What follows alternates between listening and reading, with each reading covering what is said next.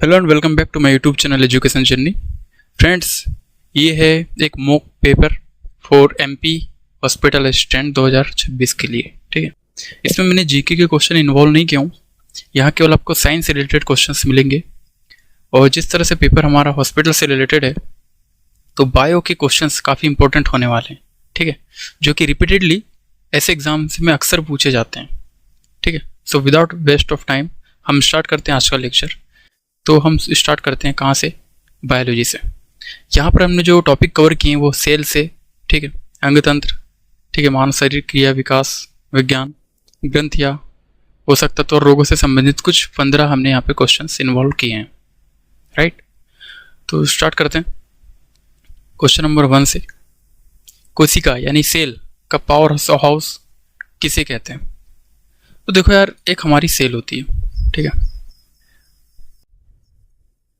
मान ली हमारी सेल है छोटी सी। ठीक है, एनिमल, सबसे पहली बात तो एनिमल सेल और प्लांट सेल में डिफरेंस क्या है हमें ये पता रहना चाहिए। ये आपका, अगर आपने पढ़ चुके हैं तो ये आपके लिए एक रिवीजन लेक्चर है। ठीक है, तो आप प्लीज़ ध्यान से देखिएगा। ठीक है, सेकंड चीज़, प्लांट सेल में क्या डिफरेंस है। ठीक है, तो सेल में सेल वाल जो है वो प्रेजेंट नहीं होती है। ठीक है, प्रेजेंट नहीं होती है, जबकि प्लांट सेल में सेल वाल होती है। ठीक है, क्यों सेल वाल होती है? ताकि उसको प्रोटेक्ट कर सकें प्लांट अपने आप को। ठीक है, तो उसके लिए यहाँ पर इसके पास क्या होता है? सेल वाल होता है, जबकि एनिमल सेल के पास सेल वाल प्रेजेंट नहीं होती है। ठीक है, सेकंड और मोस्ट इंपॉर्टेंट थिंग, इसमें जो वैक्यूल होता है प्लांट सेल में वो लार्ज होता है। ठीक है, अब यहाँ पे पावर हाउस की बात कर रहे हैं, तो पावर हाउस जो है वो कौन है? राइबोसोम है, माइटोकॉन्ड्रिया है, लाइसोसोम है या फिर न्यूक्लियस है। ठीक है, तो ये है हमारा माइटोकॉन्ड्रिया। ठीक है, इसका काम क्या है? एटीपी सिंथेसिस करता है, यानी कि एडेनोसाइन ट्राइफॉस्फेट को ये सिंथेसिस करता है, इसलिए इसको हम पावर हाउस ऑफ सेल कहते हैं। ठीक है, राइबोसोम क्या करता है? राइबोसोम जो है वो हमारा प्रोटीन सिंथेसिस का काम करता है, प्रोटीन को सिंथेसिस करता है। ठीक है, यानी कि प्रोटीन को बनाता है। जबकि जो लाइसोसोम है वो सेल को किल करता है, एक एंजाइम छोड़ता है जो कि एसिडिक नेचर का होता है। माइटोकॉन्ड्रिया पे देख लेते हैं, ये एक एनर्जी करेंसी प्रोड्यूस करता है जिसका नाम क्या है? एटीपी। ठीक है, यहाँ पर इसका स्ट्रक्चर देखिए आप। ठीक है, ये जो आपको ब्लू ब्लू दिख रहा है ये होता है मैट्रिक्स। ठीक है, और जो फोल्ड्स यहाँ पे आपको दिख रहे हैं इस तरह से इसके कवरिंग में, ये इसको हम बोलते हैं क्रिस्टी। ठीक है, इसी के अंदर यहाँ पे डीएनए होता है। ठीक है, सर्कुलर भी हो सकता है। ठीक है, नो मैटर। और इसी को हम कह सकते हैं कि माइटोकॉन्ड्रिया के पास खुद का डीएनए होता है, यानी कि उस डीएनए का क्या नाम होता है? Mitochondrial DNA. ठीक है, ये सेल रेस्पिरेशन में भी इन्वॉल्व होता है, जैसे कि एरोबिक रेस्पिरेशन में, क्रेब साइकिल्स में इन्वॉल्व होता है। ठीक, और इससे रिलेटेड कुछ फैक्ट ये है कि ये सेमी ऑटोनोमल ऑर्गेनल है। ठीक है, इसके बाद डीएनए और खुद का डीएनए और आरएनए होता है। आरएनए कौन सा? 70S यहाँ पे होता है। इसकी डिस्कवरी किया था अल्बर्ट वैन कोलिकर ने, और तथा इसको जो नाम दिया था माइटोकॉन्ड्रिया का वो दिया था कार्ल बेंडा ने। ठीक है, मूविंग अहेड, क्वेश्चन नंबर 2, मानव शरीर की सबसे बड़ी ग्रंथि यानी कि लार्जेस्ट ग्लैंड कौन सी है? तो देखो, ग्लैंड से बहुत सारे क्वेश्चंस आते हैं। सबसे पहला क्वेश्चन, एक्सोक्राइन ग्लैंड कौन सी होती है, फिर एंडोक्राइन ग्लैंड कौन सी होती है। ठीक है, तो एंडोक्राइन और एक्सोक्राइन क्या डिफरेंस है? एंडोक्राइन हार्मोन्स को सिक्रेट करती है हार्मोन्स को, जबकि एंडोक्राइन डक्ट होती है, इसमें डक्ट प्रेजेंट होता है एक्सोक्राइन में। ठीक है, और एंडोक्राइन डक्टलेस होती है। ठीक है, डक्टलेस होती है। ठीक है, तो ये क्वेश्चन बार बार पूछे जा सकते हैं। एक्सोक्राइन ग्लैंड में डक्ट प्रेजेंट होती है। अब कौन कौन से वो डक्ट हो सकते हैं? ठीक है, फॉर एग्जांपल सेलिवरी ग्लैंड है हमारे, वो हमारे एक्सोक्राइन ग्लैंड है। ठीक है, स्वेट के जो ग्लैंड है वो हमारे कौन से? वो हमारे एक्सोक्राइन है। ठीक है, जबकि जो एंडोक्राइन है जो कि हार्मोन्स को सीक्रेट करते हैं वो कौन कौन से हो सकते हैं? वो हमारे पिट्यूटरी हो सकते हैं। ठीक है, पिट्यूटरी ग्लैंड, थायराइड ग्लैंड, ठीक, एड्रिनल ग्लैंड जो कि एड्रिनलिन को सीक्रेट करते हैं, और क्या हो सकता है? पैराथायरॉयड हो सकता है। ठीक, इसके अलावा अगर मैं पेनक्रियास की बात करूं तो पेनक्रियास एक ऐसा ग्लैंड है जो कि एक्सोक्राइन भी है और एंडोक्राइन भी है, मतलब हार्मोन्स को भी सीक्रेट करता है। अगर मैं बात करूं कौन सा हार्मोन, तो वो है ग्लूकागोन। ग्लूकागोन हार्मोन को ये सिक्रीट करता है। इसके अलावा ये सिक्रीट करता है इंसुलिन को, ठीक है। इंसुलिन क्या करता है, आपको सभी को पता है कि अगर शुगर लेवल इंक्रीज होता है तो इंसुलिन को यहाँ पे पेनक्रियास सिक्रीट कर देता है, जिससे जो शुगर लेवल है वो यहाँ पे बैलेंस हो जाता है, ठीक है।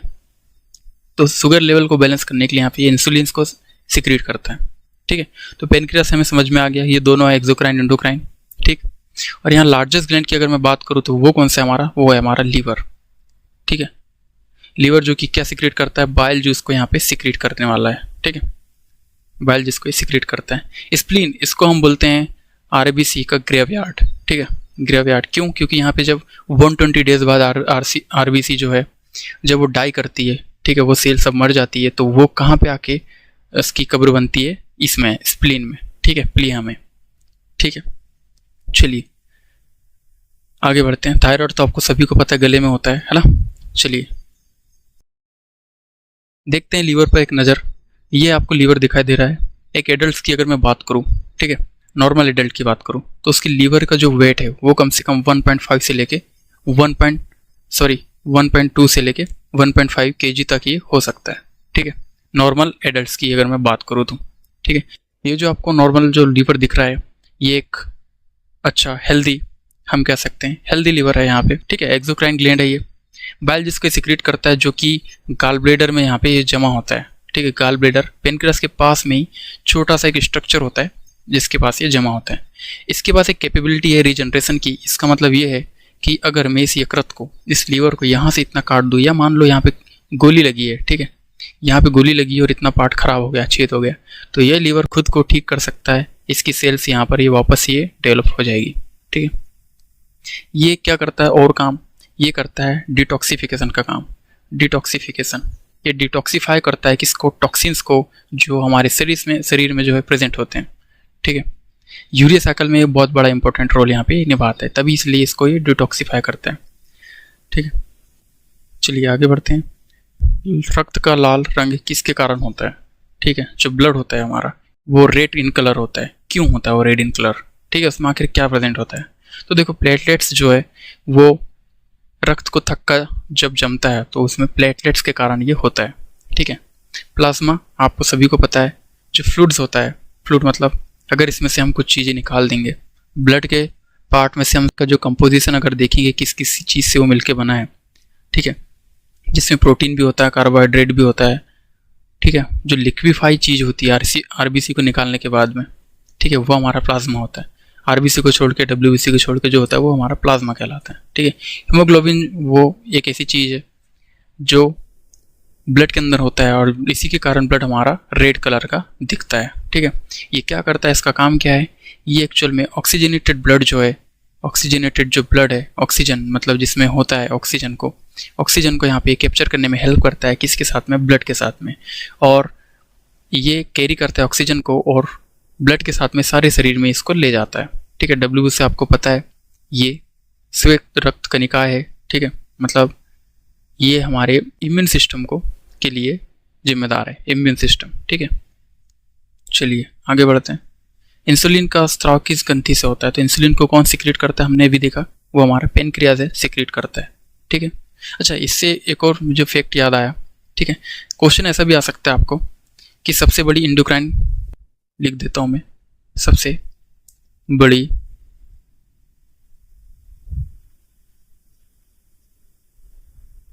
एंडोक्राइन कौन सी ग्लैंड है। एंडोक्राइन ग्लैंड की अगर मैं बात करूं तो कौन सी ग्लैंड होगी वो, ठीक है, वो होगी हमारी थायराइड ग्लैंड, थायराइड ग्लैंड, ठीक है। वैसे तो हमारी अगर एंडोक्राइन की नहीं पूछेगा, कोई भी पूछ लेगा वो, तो वो हमारी कौन सी है, लीवर है, ठीक है। और सबसे छोटी जो है वो हमारी कौन सी होती है, पीनियल ग्लैंड होती है। पीनियल ग्लैंड जो है वो हमारी कौन सी होती है, स्मॉलेस्ट, ठीक है, यानी कि सबसे छोटी। मूविंग अहेड, मानव शरीर में सामान्य तापमान कितना होता है, तो आप सभी को बता दो सामान्य तापमान 37 डिग्री सेल्सियस या फिर 98.6 फ़ारेनहाइट। अगर ये ऑप्शन में नहीं आएगा तो ऑप्शन में क्या आ सकता है, ऑप्शन में आएगा 310 केल्विन, ठीक है। तो केल्विन जो है 310 केल्विन, ये हमारा नॉर्मल ह्यूमन टेम्परेचर है, ठीक है। रक्त का थक्का यानी कि क्लॉटिंग बनने में किसकी मुख्य भूमिका होती है, आरबीसी की होती है, डब्ल्यूबीसी की, प्लेटलेट्स की या फिर प्लाज्मा की, तो वो होती है प्लेटलेट्स की, ब्लड क्लॉटिंग की कुछ चीज़ें देख लेते हैं। एक्चुअल में उसमें एक फैक्टर होता है जिसका नाम है थ्रोम्बोसाइट्स। ये थ्रोम्बोसाइट्स ही है जो ब्लड को क्लॉट करने में हेल्प करता है, ठीक है। इसका जीवन काल जो है यानी कि 7 से 10 दिन का ही होता है, ठीक है। इसके बाद ये डेथ हो जाता है और अलग अलग जो थ्रोम्बोसाइट सेल्स है वो यहाँ पे बननी भी चालू रहती है, ठीक है। इसमें एक विटामिन का रोल होता है। विटामिन कौन सा? विटामिन के। अगर आपसे पूछा जाए कि कौन सा विटामिन है जो कि हेल्प करता है ब्लड क्लॉटिंग में, तो विटामिन के आपको यहाँ पे लिखना है, ठीक है। इसका नाम क्या है? इसका नाम है फाइलोक्विनोन। फाइलोक्विनोन बहुत हेल्प करता है ब्लड को क्लॉटिंग करने में, ठीक है। मिनरल और आयन की बात करें तो कैल्शियम आयन जो है हेल्पफुल है ब्लड क्लॉटिंग के लिए। और प्रोटीन की मैं बात करूँ तो फिब्रोजन एंड प्रोथ्रोम्बिन जो है वो हमारी हेल्प करती है फॉर ब्लड क्लॉटिंग, ठीक है। चलिए आगे बढ़ते हैं। विटामिन डी की कमी से कौन सा रोग होता है? तो देखो, विटामिन डी की कमी से कौन सा होता है यहाँ पे लिख देता हूँ मैं, ठीक है। विटामिन डी की कमी से होता है हमारा रिकेट्स, ठीक।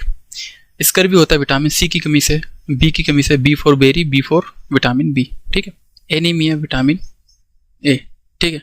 ए बी सी डी हो गई, यहाँ पे सीख दी हमने ए बी सी डी, ठीक है। और ये होता है विटामिन डी की। तो विटामिन डी की कमी से कौन सा होता है? हमारा रिकेट्स ये होता है, ठीक है। अच्छा, अगर मैं पूछूं रेबीज किससे होता है, तो वो हमारा डॉग के काटने पे होता है, ठीक है। डॉग के काटने में क्यों? क्योंकि डॉग के जो सलाइवा होता है उस सलाइवा में एक कह सकते हैं एक वायरस होता है, और वो वायरस जो है अगर हमारी बॉडी में चला जाए ब्लड में, ठीक है, तो उससे हमें क्या होता है? रेबीज हो जाता है, ठीक। चलिए आगे बढ़ते हैं। डीएनए का फुल फॉर्म क्या है? तो इसका फुल फॉर्म आपको बताना है, ऑप्शन ए, बी, सी या डी, ठीक है। इसके अलावा आरएनए का फुल फॉर्म आपसे पूछ सकता है, एटीपी का फुल फॉर्म आपसे पूछ सकता है, ठीक है।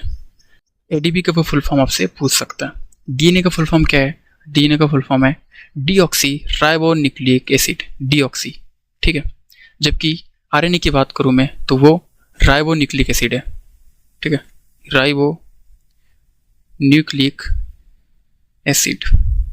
एटीपी एडिनोसाइन ट्राई फॉस्फेट, ठीक है। और यहीं पे एडीपी की बात करूं तो एडिनोसाइन डाइफॉस्फेट, ठीक है। चलिए आगे बढ़ते हैं। क्रोमोसोम की संख्या कितनी होती है मनुष्य में? 44 होता है, 48 होती है, 46 होती है या फिर 23? तो देखो, अगर वो पेयर की बात कर रहा है, पेयर की अगर वो बात करेगा तो 23 पेयर्स होते हैं, यानी कि अगर नंबर की बात करें तो 46, ठीक है। तो ये पेयर में और ये काउंटिंग यानी नंबर में। अब यहाँ से रिलेटेड आपको कुछ क्वेश्चंस आ सकते हैं, ठीक है। क्वेश्चन ये है कि नॉर्मली तो हमारे पास 23 पेयर होता है, ठीक है। लेकिन कई बार क्या होता है, कुछ म्यूटेशन के कारण या फिर जेनेटिक मॉडिफाई हो जाता है, कुछ चीज़ ऐसी हो जाती है, मतलब कह सकते हैं कि जेनेटिक सिंड्रोम जिसकी मैं बात कर रहा हूँ, तो 23 पेयर के साथ में 1 क्रोमोसोम है जो है हमारा, वो हमारा एक्स्ट्रा हो जाता है, 1 क्रोमोसोम एक्स्ट्रा। तो उसके कारण कुछ डिजीज़ होती है जिसको हम बोलते हैं जेनेटिक डिजीज़। तो पहला जेनेटिक डिजीज़ यहाँ पे लिखो, ठीक है। लिखो यहाँ पे डाउन सिंड्रोम, ठीक है। सेकेंड लिखो यहाँ पे Edward syndrome, Edward syndrome. And third जो है वो आपको लिखना है पटाऊ सिंड्रोम, ठीक है। ये क्या होता है, इसको जो ये जो कंडीशन है यहाँ पे, ये जो आपको कंडीशन दिख रही है 23 पेयर प्लस 1 एक्स्ट्रा क्रोमोसोम, उसको हम बोलते हैं ट्रायोसोमी, ठीक है। ट्रायोसोमी इसको हम कहते हैं। इसका मतलब ये है कि एक क्रोमोसोम एक्स्ट्रा हो जाता है किसी क्रोमोसोम के अंदर, मतलब वो 3 क्रोमोसोम हो जाते हैं। अब डाउन सिंड्रोम की मैं बात करूँ तो इसमें जो 21 का नंबर का जो क्रोमोसोम है उसमें एक क्रोमोसोम एक्स्ट्रा हो जाता है, ठीक है। तो कौन सा अफेक्ट है इसमें? 21 वाला अफेक्ट है। मतलब 21 में जैसे 2 क्रोमोसोम रहते हैं तो 2 क्रोमोसोम के साथ में एक एक्स्ट्रा क्रोमोसोम आ जाता है, ठीक है। सेम यहाँ पे एडवर्ड सिंड्रोम में क्या होता है, ये 18 नंबर के जो क्रोमोसोम में एक एक्स्ट्रा आ जाता है। पटाऊ सिंड्रोम में क्या होता है, ये 30 नंबर के जो क्रोमोसोम है उसमें एक एक्स्ट्रा आ जाता है। तो ये कंडीशन भी आपको यहाँ पे याद रखनी है, ठीक है। चलिए आगे बढ़ते हैं। ह्यूमन हार्ट में कुल कितने चैम्बर्स होते हैं? देखो, मछली में 2 चैम्बर होते हैं, आपको याद रखना है, ठीक है। 3 उभयचर में, तो यहाँ पे 4 जो है वो हमारा सही आंसर है, 2 अलिंद और 2 नीला है, ठीक है। इसका मतलब क्या है कि अगर ह्यूमन हार्ट्स की अगर मैं बात करूँ, देखो तो यहाँ पे 4 चैम्बर होते हैं, ठीक है। 2 ऊपर वाले को हम क्या बोलते हैं, अलिंद यानी आर्टरिया, और नीचे वाले को हम वेंट्रिकल्स कहते हैं। यानी कि ये जो दो आर्टरिया है, आर्टरियम जो राइट आर्टरियम आप देख रहे हैं, लेफ्ट आर्टरियम, ये दो हो गए, और ये जो वेंट्रिकल्स है ये एक, ये और एक ये, तो ये एक चैम्बर हो गए, ठीक है। इसमें डबल सर्कुलेशन हमें पाया जाता है। तो डबल सर्कुलेशन किसमें, मनुष्य में ये पाया जाता है, ठीक है। अब इसका फ्लो कभी चार्ट पूछ लेगा, कभी फ्लो चार्ट, ठीक है, कि कैसे यहाँ पे ऑक्सीजनेटेड ब्लड और डीऑक्सीजनेटेड ब्लड कौन सी आर्टरी और वेन जो है वो ले जाती है, ठीक है।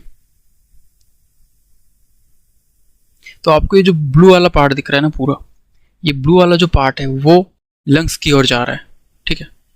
मतलब ये डीऑक्सीजनेटेड ब्लड है, ठीक है। और ये यहाँ जाकर क्या होगा, लंग्स के पास जाकर ऑक्सीजनेटेड होगा, और लंग्स वापस से और वहाँ से ऑक्सीजन लेकर, ठीक है, वो ब्लड जो है वापस से हार्ट में आएगा, फिर पंप होगा, और इसके थ्रू, लेफ्ट आर्टरियम के थ्रू, ठीक है, ये सब वापस से पूरी ह्यूमन बॉडी में चला जाएगा ऑक्सीजनेटेड ब्लड, ठीक है। अब यहाँ पर आपको एक कन्फ्यूजन वाली चीज़ होती है, पूछ लेगा आपसे पल्मोनरी आर्टरी कौन सी ब्लड कैरी करती है, और पल्मोनरी वेन जो है वो कौन सा ब्लड कैरी करता है। तो यहाँ पे लिख लो आप, ठीक है। पल्मोनरी आर्टरी की अगर मैं बात करूँ तो ये कैरी करता है डीऑक्सीजनेटेड ब्लड को कैरी करता है, ठीक है। और पल्मोनरी वेन जो है वो करता है ऑक्सीजनेटेड, ठीक है। वैसे अगर मैं नॉर्मली बात करूँ तो देखो यहाँ पे पल्मोनरी आर्टरी यहाँ पे लिखी है, पल्मोनरी आर्टरी, ठीक है। आर्टरीज का यहाँ पे काम क्या हो रहा है, देखो ये लेफ्ट आर्टरियम देख लिया आपने, ठीक है। तो यहाँ से ये आर्टरी जितनी गई है, जैसे अरोटा, ये आर्टरी है, ठीक है। तो ये क्या करती है, ये ऑक्सीजनेटेड ब्लड कैरी करती है, ऑक्सीजनेटेड ब्लड कैरी कर रही है।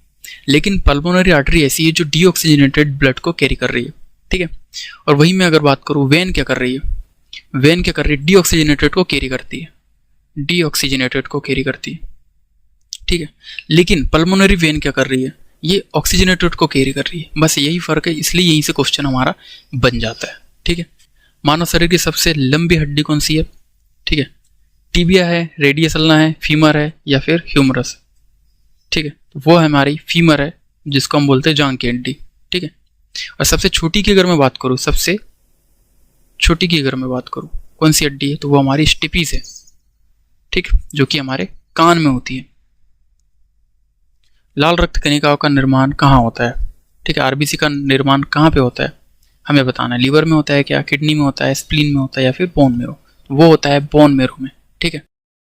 बोन मेरो में यहाँ पे इसका डेवलपमेंट होता है। बोन मेरो कहाँ होती है, आपकी जो हड्डी होती है, मान लो ये आपकी बोन है, ठीक है। तो बोन के इस वाले पार्ट में, ठीक है, इस वाले पार्ट में ओनली, जितना डार्क सर्कल में कर रहा हूँ, ठीक है, वहाँ पे ही बोन मेरो होता है, ठीक है। मतलब जहाँ जॉइंट के किनारे किनारे की वाली जगह पे, ठीक है। चलिए आगे बढ़ते हैं। मनुष्य का रक्तचाप नापने वाला यंत्र कौन सा है, मतलब ब्लड प्रेशर किससे नापते हैं हम, ठीक है। मान लो पहली बात तो ब्लड प्रेशर जो है वो रहना कितना चाहिए, ब्लड प्रेशर होना चाहिए हमारा 120/80, ठीक है, सिस्टोलिक और डिस्टोलिक में, ठीक है। अब देखो थर्मोमीटर, तो इससे हम क्या नापते हैं, टेम्परेचर नापते हैं। ईसीजी से क्या नापते हैं हम, देखो भाई हार्ट रेट हम इससे देखते हैं, हार्ट की जो सही चीज चल रहा है या नहीं, हार्ट का ग्राफ चलता है ना इस तरह से, जो भी है, ठीक है। स्फेग्नोमेनोमीटर और स्टेथोस्कोप तो डॉक्टर के गले में होता है जो लटकता है, जिससे वो क्या करता है, हार्ट की बीट देखता है, मतलब, ठीक है। और स्फेग्नोमीटर से हम क्या करते हैं, ब्लड को नापते हैं, ठीक है, ब्लड प्रेशर को। तो बी हमारा राइट आंसर। क्वेश्चन 14, मानव शरीर में सबसे बड़ा अंग, लार्जेस्ट ऑर्गन कौन सा है, ठीक है। तो देखो लार्जेस्ट ऑर्गन की बात कर रहा है तो वो हमारा स्किन है यार, ठीक है।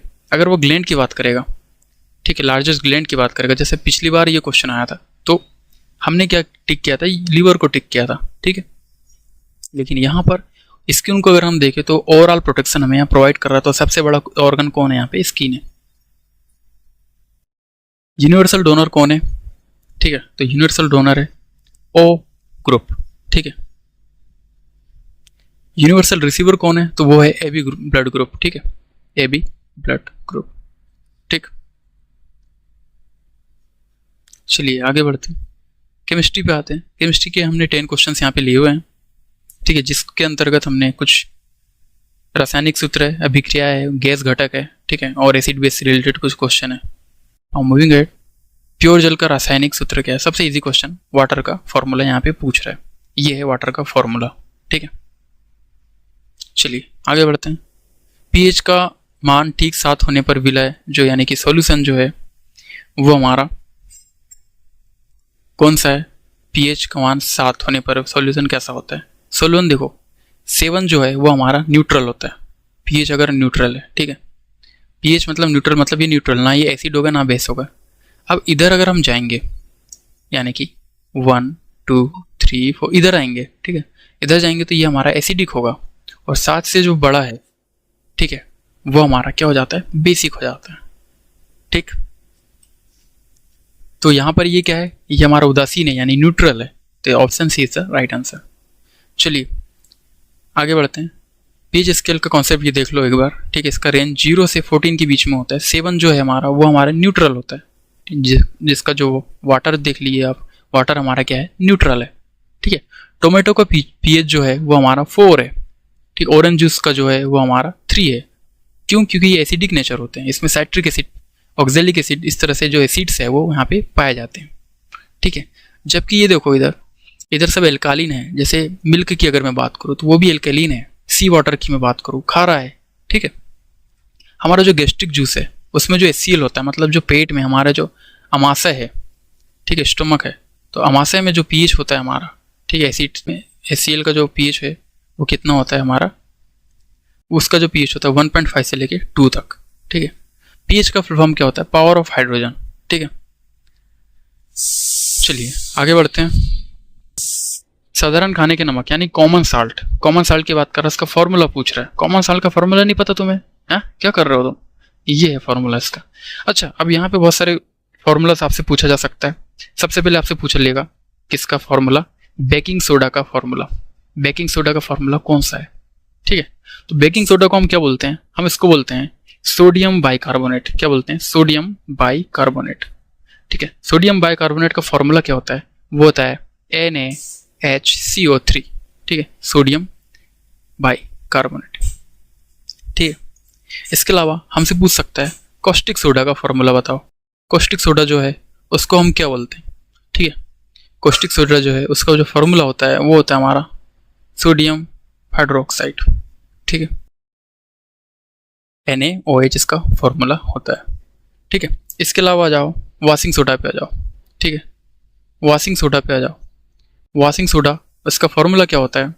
इसका फॉर्मूला होता है सोडियम कार्बोनेट डेकाहाइड्रेट। डेकाहाइड्रेट मतलब 10, डेका मतलब होता है 10, डेकाहाइड्रेट मतलब 10 और हाइड्रेट मतलब हाइड्रोजन, वाटर। ठीक है, तो ये हमारा वॉशिंग सोडा का यहाँ पे फॉर्मूला होता है। चलिए मूविंग अहेड।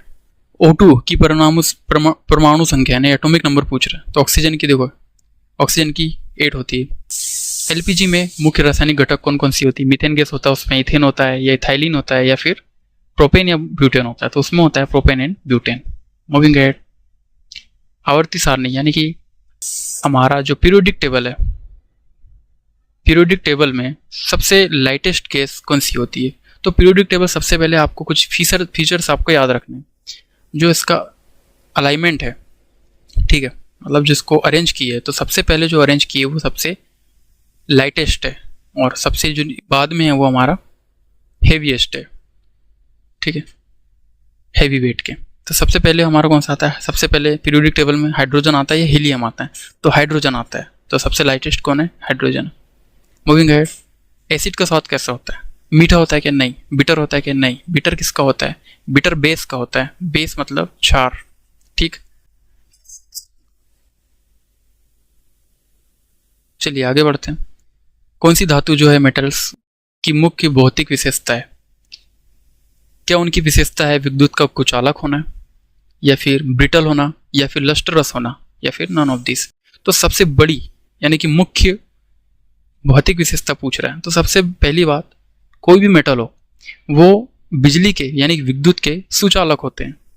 सुचालक मतलब इसमें बिजली जो है कंडक्ट हो सकती है। ठीक है, कंडक्ट हो सकती है इलेक्ट्रिसिटी। ठीक, लेकिन यहाँ पे ऑप्शन में यहाँ पे हमें नहीं दिया है, इसलिए हमारे पास जो आंसर है वो क्या आएगा? Option number D. ठीक है, none of these. Carbon dioxide gas का मुख्य उपयोग किस कार्य में होता है? तो आग बुझाने में होता है, घर में खाना बनाने में। तो खाना बनाने में तो यार देखो फायर बर्न करना है हमें, ऑक्सीजन का ही यूज़ करते हैं हम, CO2 को तो करते नहीं है, ठीक है।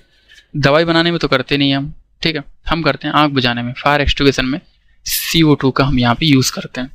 रासायनिक अभिक्रिया में यानी कि कैटेलिस्ट का कौन सा काम होता है? मतलब कोई भी जो केमिकल रिएक्शन चल रही है, तो केमिकल रिएक्शन में कौन सा यहाँ पर जो कैटेलिस्ट हम क्यों डालते हैं? तो वो डालते हैं हम तापमान कम करता है नहीं, पूर्णता रोकता है नहीं, स्पीड को ये बढ़ाता है, स्पीड को इंक्रीज कर देता है। मान लो मुझे ए यहाँ पे सब्सटेंस डाला, बी के साथ में मैंने कोई इसको यहाँ पर मैंने दूसरा सब्सटेंस डाला और मुझे कोई कंपाउंड यहाँ पे बनाना है, मुझे यहाँ पे ए बी कंपाउंड मान लो यहाँ पे बनाना है, मैं यहाँ पे कैटेलिस्ट यहाँ पे यूज़ कर दूंगा।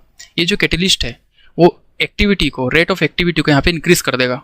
रेट ऑफ एक्टिविटी को यहाँ पे इंक्रीज हुई तो ये जो मुझे यहाँ पे अगर 10 घंटे लग रहे थे इस कार्य को पूरा करने में, तो वो मेरा कार्य 2 घंटे में ही यहाँ पे कंप्लीट हो जाएगा, ठीक है। क्योंकि यहाँ पे ये रेट ऑफ स्पीड जो है मतलब वो बढ़ा देगा, ठीक।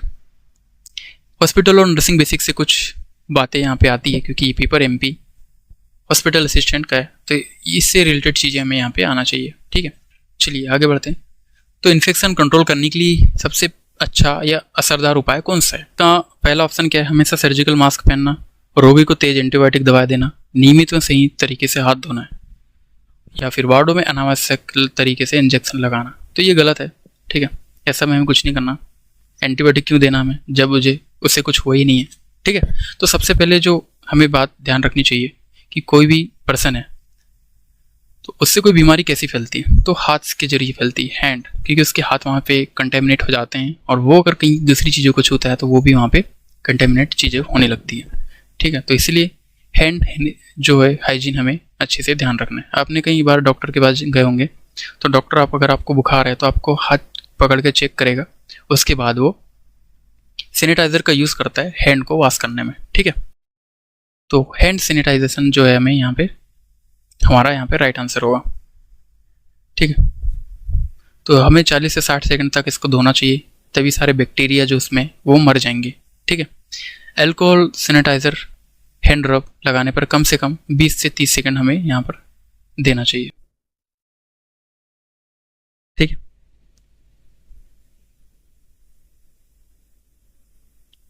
नॉर्मल ब्लड प्रेशर कितना होता है? अभी बताया था मैंने 120/80।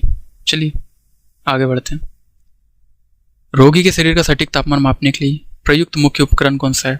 ECG से तो हम हार्ट रेट नापते हैं, ठीक है। एक्सरे से हम बोन देखते हैं, फ्रैक्चर तो नहीं है। थर्मामीटर से हम टेम्परेचर नापते हैं, ठीक है। चिकित्सा शब्दावली में IM इंजेक्शन का पूरा नाम क्या है? IM इंजेक्शन का फुल फॉर्म क्या है? तो फुल फॉर्म इसका क्या है? इंट्रामस्कुलर है, ठीक है। स्टेथोस्कोप का यूज किस में किया जाता है? जो डॉक्टर अपने गले में पहनता है ना, वो होता है स्टेथोस्कोप। और ये क्यों यूज होता है? तो यहाँ पर सटीक तापमान के लिए यूज होता है? नहीं। Blood sample? नहीं। हृदय एवं फेफड़े के आंतरिक ध्वनि सुनने हेतु? हाँ बिल्कुल, option B is the right answer. WHO का मुख्य कार्यालय यानी कि हेडक्वार्टर किसका है, कहाँ पे? तो ये है हमारा जेनेवा स्विट्जरलैंड में, ठीक है। ORS घोल का उपयोग किस शारीरिक आपातकालीन स्थिति में किया जाता है? तो देखो ORS घोल का जो उपयोग है वो अगर हमें डिहाइड्रेशन हुआ है यानी कि ब्लड की कमी हुई है, उसके कारण कई बार क्या होता है, इसके सिम्टम्स देख लो एक बार, ठीक है। घबराहट, ठीक है, घबराहट होती है, ठीक है। चक्कर आने लगते हैं कई बार पानी की कमी से, या फिर कई बार लूज मोशंस भी होते हैं, ठीक है। लूज मोशंस क्यों होते हैं? पानी की कमी होती है, ठीक है। अगर पानी की कमी से नहीं हुआ तो हो सकता है दूसरे रीज़न भी हो, कुछ सड़ा पचा खा लिया हो आपने, लेकिन एक रीज़न उसमें से ये भी, ठीक है। तो ये सब होता है डिहाइड्रेशन के कारण यानी कि पानी की कमी के कारण। और ORS क्या करता है? उसी पानी की कमी को पूरा करता है, ठीक है। तो इसलिए आपको कहीं अगर फ्यूचर में लूज मोशन हो, अगर पानी की कमी से हुआ हो, तो आप ORS पी सकते हैं, ठीक है। इससे आपका ORS लूज मोशन ठीक हो जाएंगे, ठीक है। Moving ahead. एक सामान्य वयस्क मानव की नाड़ी दर यानी कि पल्स रेट कितनी होती है? तो पल्स रेट की बात करें तो 60 से 100 प्रति मिनट होती है। अगर वो हार्ट बीट की बात करें तो 72 बार दिल धड़कता है, ठीक है। ये बात भी आपको याद रखना है, ठीक। चिकित्सा ऑक्सीजन सिलेंडर का रंग सामान्यतः कैसा होता है? तो देखो US में चिकित्सा सिलेंडर यानी कि ऑक्सीजन सिलेंडर जो है वो सिलेंडर का रंग जो है वो ग्रीन होता है नॉर्मली यूएस में, लेकिन हम रहते हैं इंडिया में। और इंडिया में कौन सा होता है? इंडिया में ब्लैक होता है और उसका जो टॉप होता है ऊपर, ठीक है, वो होता है हमारा वाइट, यानी कि काला व सफ़ेद कंधा। ठीक है, तो ये हमारा इस तरह का दिखता है हमारा ऑक्सीजन सिलेंडर। ठीक है, इलेक्ट्रोकार्डियोग्राम का उपयोग किस अंग की कार्य प्रणाली जानने के लिए होता है? तो ये होता है दिल के लिए। ठीक है, हृदय की धड़कन व कार्य प्रणाली को जानने के लिए हम क्या करते हैं? ईसीजी करवाते हैं। किसी भी मरीज को इंजेक्शन लगाने से पहले क्या सावधानी बरतनी चाहिए? हाथों को अच्छे से साफ करना, दवा के नाम व एक्सपायरी तिथि को जांच करना, इंजेक्शन लगाने वाली जगह को स्टेराइड करना और उपयुक्त सभी चीज़ें हमें ध्यान देना चाहिए।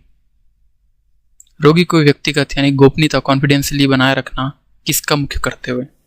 ठीक है, डॉक्टर का, अस्पताल प्रबंधन का, केवल उपस्थित ड्यूटी नर्स का, या फिर सभी का? तो ये सभी की जिम्मेदारी है कि उनकी जो गोपनीयता है वो बनी रहे।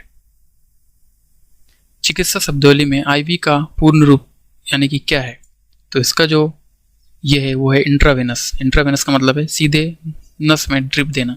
ठीक है, डॉक्टर अगर आईवी की बात करें ना, आईवी लगाते हैं इसको, इसका मतलब ये है कि आपको बॉटल लगने वाली है। ठीक, मूविंग अहेड। फर्स्ट एड का प्राथमिक उद्देश्य क्या होता है? तो ये है रोगी को पूरी तरह से इलाज संपन्न करना, या फिर अस्पताल ले जाना, सीधा घर भेज देना, मरीज को दर्द निवारक गोलियां देना, या फिर तत्काल एवं अस्थायी जीवन रक्षक सहायता प्रदान करना। तो option B is the right answer. चिकित्सा आपातकाल में दी जाने वाली क्रिया सीपीआर का सीधा संबंध किससे है? तो हम सीपीआर से क्या करते हैं? कृत्रिम सांस देते हैं और उसको हृदय को पुनर्जीवन देते हैं। ठीक है, सीपीआर की प्रोसेस देख लो एक बार, इसका पहले फुल फॉर्म देख लो, कार्डियोपल्मोनरी रेसिस्टिकेशन। ठीक है, तो इसमें कुछ कंप्रेशन हम देते हैं, 30 कंप्रेशन देते हैं हम। ठीक है, और ब्रीदिंग देते हैं 2 बार 30 कंप्रेशन के बीच में। 1 मिनट में 100 to 120 कंप्रेशन हमें देना चाहिए। मान लो 30 दिए हैं तो 30 के बीच में 2 बार हमें ब्रीथिंग देना चाहिए। बातें हैं कंप्यूटर पे। ब्रेन ऑफ कंप्यूटर किसे कहते हैं? तो ब्रेन, देखो मॉनिटर तो हमारा डिस्प्ले करता है, कीबोर्ड हार्डवेयर है, माउस हमारा हार्डवेयर है, सीपीयू हमारा कौन कहलाता है? ब्रेन ऑफ कंप्यूटर कहलाता है। सीपीयू के कुछ कंपोनेंट्स है जैसे कि एएलयू, सीयू यानी कि कंट्रोल यूनिट। एएलयू का फुल फॉर्म आपसे पूछ सकता है, इसका फुल फॉर्म होता है अर्थमेटिक लॉजिकल यूनिट। ठीक है, और एक होता है एमओ जिसको हम बोलते हैं मेमोरी यूनिट या फिर रजिस्टर्स। एएलयू का वर्क क्या होता है? मैथमेटिकल कैलकुलेशन करते हैं, इसलिए उसका नाम है अर्थमेटिक लॉजिकल यूनिट। ठीक है,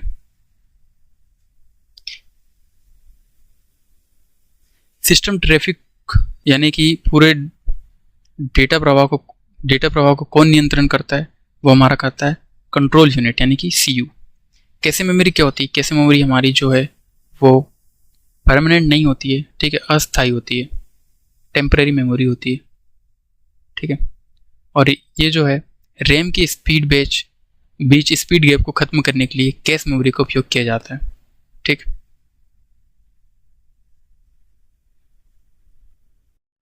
एमएस वर्ड मुख्य रूप से किस प्रकार के सॉफ्टवेयर का उदाहरण है? क्या ये सिस्टम सॉफ्टवेयर है, यूटिलिटी सॉफ्टवेयर है, एप्लीकेशन सॉफ्टवेयर है, या फिर इसमें से कोई नहीं? ठीक है, तो ये हमारा एक एप्लीकेशन सॉफ्टवेयर है। 1 किलोबाइट कितने बाइट्स के बराबर है? तो वो है हमारा 1024 बिट्स के बराबर। इंटरनेट में www का फुल फॉर्म क्या है? तो वो है हमारा वर्ल्ड वाइड वेब। अगर आपसे पूछे www का फुल फॉर्म क्या है, तो वो हमारा वर्ल्ड वाइड वेब वॉर्म है। ठीक है, अगर आपसे 4 बार www का फुल फॉर्म ये पूछेगा तो। ठीक है, मूविंग अहेड। ईमेल भेजने के लिए कौन सा सबसे आवश्यक चीज़ है? ठीक है, एक इंटरनेट कनेक्शन होना, प्रिंट आउट के लिए प्रिंटर होना, स्पीकर होना, या फिर स्कैनर। तो उसके लिए सबसे पहले आपको इंटरनेट कनेक्शन होना जरूरी है। कीबोर्ड शॉर्टकट Ctrl+C का मुख्य उपयोग किसके लिए किया जाता है? Ctrl+C यानी कि कॉपी करने के लिए ये यूज़ होता है। ठीक है, डेटा कॉपी करने के लिए Ctrl+C होता है। Ctrl+V क्यों कब होगा? ये पेस्ट करने के लिए होता है। कट करने के लिए कौन सा होता है? Ctrl+X जो है वो हमारा कट करने के लिए होता है। ठीक है, प्रिंट आउट निकालने के लिए क्या होता है? तो वो हमारा कंट्रोल प्लस पी जो है वो हमारा प्रिंट आउट के लिए होता है। इसके अलावा कंट्रोल प्लस एस सेव करने के लिए होता है। ठीक है, कोई चीज़ न्यू ओपन करना है, न्यू फोल्डर बनाना है, तो कंट्रोल प्लस एन हमारा हम यहाँ पे यूज़ करते हैं। ठीक, मूविंग अहेड। कंप्यूटर की स्थायी यानी कि परमानेंट मेमोरी कौन सी कहलाती है? रैम कहलाती है, कैसे मेमोरी कहलाती है, रोम कहलाती है, फिर रजिस्टर मेमोरी। ठीक है, तो वो कहलाती है हमारी रोम, रीड ओनली मेमोरी जिसको बोलते हैं, और ये होती है हमारी परमानेंट, जबकि रैम हमारी टेम्परेरी मेमोरी होती है। भारत में स्वदेशी रूप से विकसित प्रथम सुपर कंप्यूटर कौन सा है? तो वो है हमारा परम 8000। ठीक है, सी डेक ने इसको बनाया था। कौन सा ऑपरेटिंग सिस्टम इसमें से एम एस वर्ड हमारा क्या है? एप्लीकेशन सॉफ्टवेयर है। ठीक है, एप्लीकेशन सॉफ्टवेयर है ये। विंडोज ऑपरेटिंग सिस्टम, नाम में दिख रहा है विंडो ऑपरेटिंग सिस्टम, तो ये हमारा ऑपरेटिंग सिस्टम है। ये भी हमारा एप्लीकेशन सॉफ्टवेयर है और ये हमारा ब्राउज़र है। ठीक, इंटरनेट पर किसी विशेष जानकारी को खोजने के लिए हम क्या करते हैं? वेब पर सीधा सर्च करते हैं। ठीक, तो ये रहे कुछ आपके क्वेश्चंस। मिलते हैं नेक्स्ट वीडियो में, तब तक के लिए जय हिंद।